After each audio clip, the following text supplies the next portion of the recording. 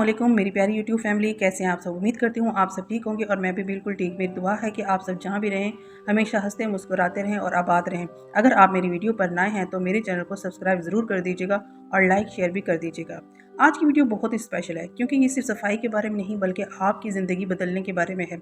अक्सर ख़वातीन घर के कामों से इतना थक जाती हैं कि उन्हें लगता है कि सफाई ज़िंदगी से कभी ख़त्म ही नहीं होगी। लेकिन क्या आपने कभी ये सोचा है कि कुछ ख़वातीन के घर हमेशा शीशे की तरह क्यों चमक रहे होते हैं? क्या वो सारा दिन काम करती हैं? नहीं, बिल्कुल भी नहीं। वो सारा दिन बिल्कुल काम नहीं करती, लेकिन वो क्या करती हैं, वो कुछ स्मार्ट आदत अपनाती हैं जिनकी वजह से उनका घर हमेशा चमकता हुआ नज़र आता है। तो आज मैं आपको वो 10 आदत बताऊंगी जो आपके घर को ऑर्गेनाइज रखेंगी और आपको एक पुरसुकून ज़िंदगी देंगी। तो चलिए अपनी सुस्ती को भगाते हैं और अपनी वीडियो को शुरू करते हैं। सुबह उठते ही सबसे पहले अपना बिस्तर ठीक करें। ये सिर्फ 2 मिनट का काम है, लेकिन इससे आपको सुकून मिलेगा। दिन का पहला काम हो गया। जब कमरे में बिस्तर बिखरा होता है तो पूरा कमरा गंदा लगता है, चाहे आपने कितनी ही सफाई क्यों ना की हो। रात को जब आप थक हार कर कमरे में आएंगी तो बिस्तर साफ मिलेगा तो आपको सुकून होगा, तो आपकी आधी थकन वहीं ख़त्म हो जाएगी। इसीलिए इसे अपनी आदत बना लें ताकि आपका दिन अच्छा गुजरे। इसके बाद हम दूसरी हैबिट की बात करते हैं। अक्सर ख़वातीन क्या करती हैं कि सेल लगी तो नए कपड़े ले आए, बाज़ार गई तो कोई नया बर्तन ख़रीद लिया और वो भी उठाकर घर ले आए। इससे घर भर जाता है। अब आप ये असूल बना लें कि अगर घर में कोई भी नई चीज़ आएगी तो आप एक पुरानी चीज़ घर से निकालें ही निकालेंगे।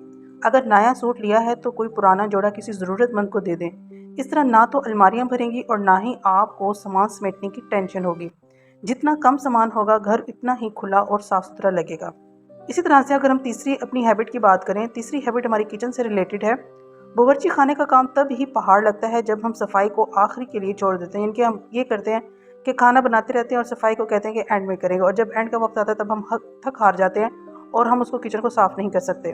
तो सबसे अच्छा तरीका ये है कि जब तक हांडी पक रही है आप साथ साथ किचन साफ़ करते रहें। जैसे प्याज काटे तो छिलके वहीं के वहीं डस्टबिन में डालें, मिसाला निकाला तो डब्बा वापस अपनी जगह पर रख दिया। जब तक खाना तैयार होगा आपका आधा किचन साफ़ हो चुका होगा। फिर खाने के बाद आपको बस 2-4 प्लेटें धोनी पड़ेंगी और आप थकावट से भी बच जाएंगी और आपको बाद में इकट्ठे किए हुए बर्तन धोने में मुश्किल भी नहीं होगी।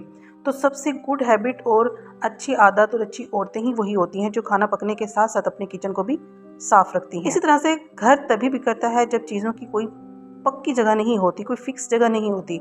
कभी चाबियां सोफे पर पड़ी हैं तो कभी बच्चों के मोजे पलंग के नीचे से मिल रहे हैं, कभी शूज़ दरवाजे के पास पड़े हैं, कभी कपड़े जो है वो बेड पर पड़े हैं, नीचे बिखरे पड़े हैं, अलमारियां उल्ट पुल्ट पड़ी हैं।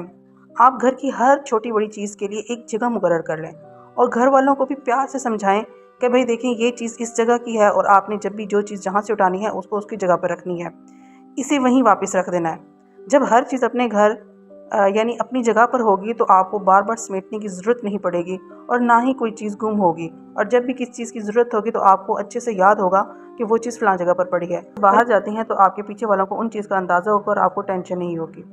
इसी तरह से रात को सोने से पहले एक काम कर लें तो आपका काम सारा आसान हो जाएगा। वो क्या है कि रात को जब सब काम ख़त्म हो जाए तो सोने से पहले सिर्फ 15 मिनट पूरे घर का एक चक्कर लगाएं।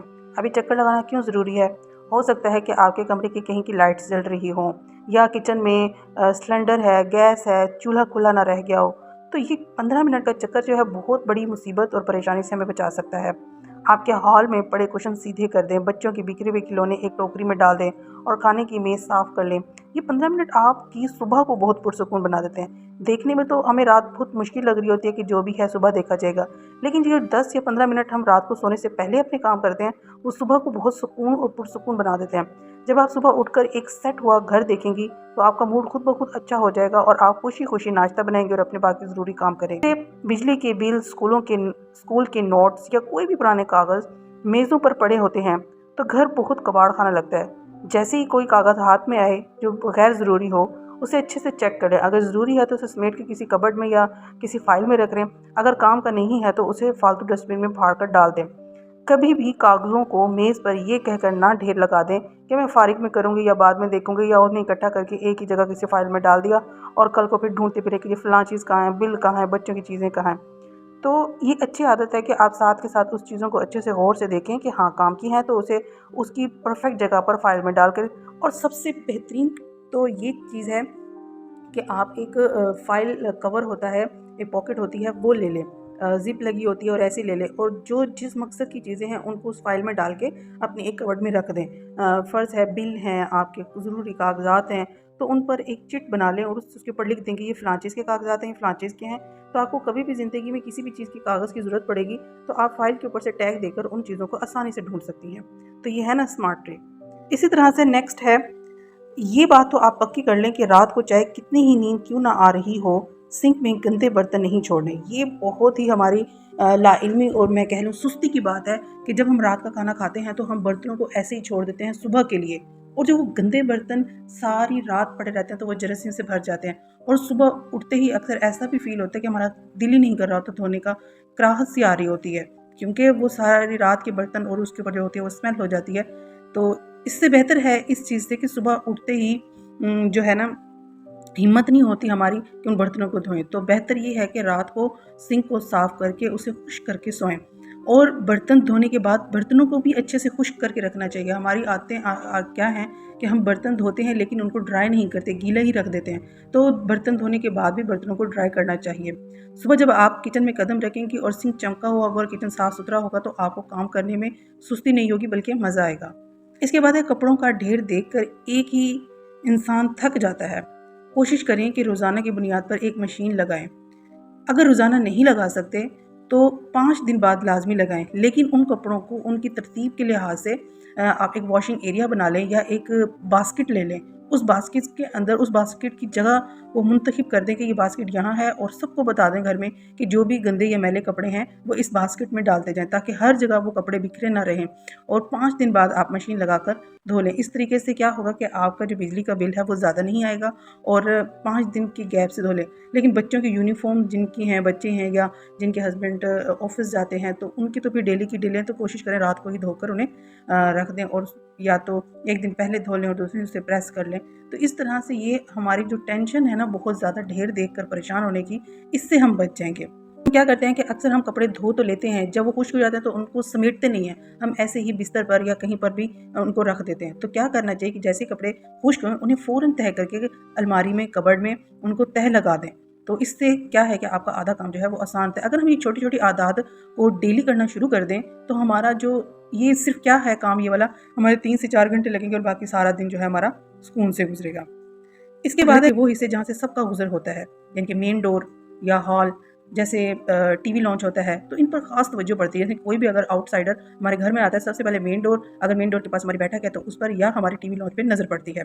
अगर आपके दरवाजे के पास जूते बिखरे होंगे तो पूरा घर ही मैला लगेगा।